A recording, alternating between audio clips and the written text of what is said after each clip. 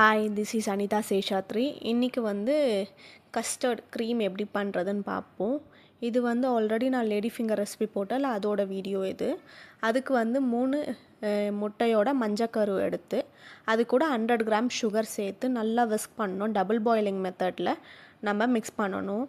அது அப்போ தான் முட்டை வேகாது.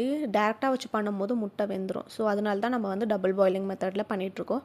நல்லா விஸ்க் பண்ணிகிட்டே இருக்கணும். இப்போ வந்து அந்த சூப்லேயே வந்து 250 கிராம் மாஸ்கப்போனே சீஸை வந்து போட்டு நல்லா மிக்ஸ் பண்ணணும். அதையும் எக்கோட நல்லா மிக்ஸ் ஆகி அது ஒரு கஸ்டர்ட் மாதிரி வரணும். 1 டீஸ்பூன் வெனிலா எசன்ஸ் ஊற்றிட்டு நல்லா மிக்ஸ் பண்ணிவிட்டு இந்த க்ரீமை வந்து ஃப்ரிட்ஜில் எடுத்து ஸ்டோர் பண்ணிக்கலாம்.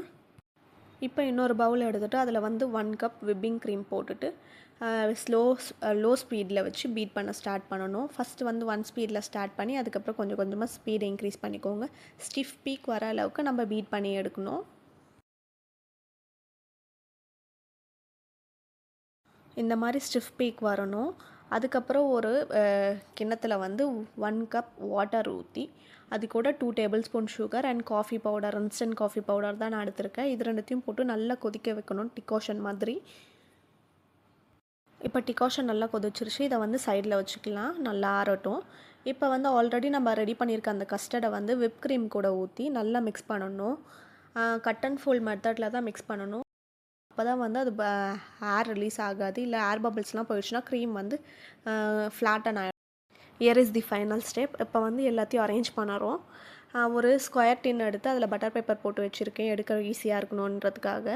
ஆல்ரெடி பண்ண லேடி ஃபிங்கர் வந்து நாங்கள் சாப்பிட்டு காலி பண்ணியாச்சு. ஸோ அதனால் நான் ரஸ்க் எடுத்திருக்கேன். ரஸ்க்கை வந்து இந்த காஃபி டிகாஷனில் நல்லா டிப் பண்ணி லைன் பை லைன் அரேஞ்ச் பண்ணிகிட்டே வரணும்.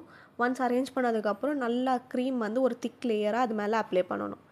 மறுபடியும் இதே மாதிரி காஃபி டிகாஷனில் டிப் பண்ணி ரஸ்க்கு இன்னொரு லேயர் போட்டுட்டு பேலன்ஸ் இருக்க க்ரீமை மேலே அப்ளை பண்ணிவிட்டு கொக்கோ பவுடர் டஸ்ட் பண்ணோன்னா திராமிசு ரெடி ஆயிடுச்சு. இதை வந்து ஒரு 1 hour ஃப்ரிட்ஜில் வச்சுட்டு அதுக்கப்புறம் எடுத்து சர்வ் பண்ண வேண்டியது தான்.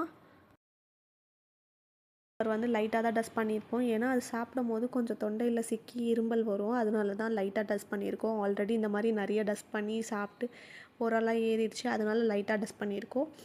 டெக்ஸ்சர் பார்த்துக்கோங்க. இந்த மாதிரி தான் டெக்ஸ்சர் ப்ராப்பராக இருக்கும்.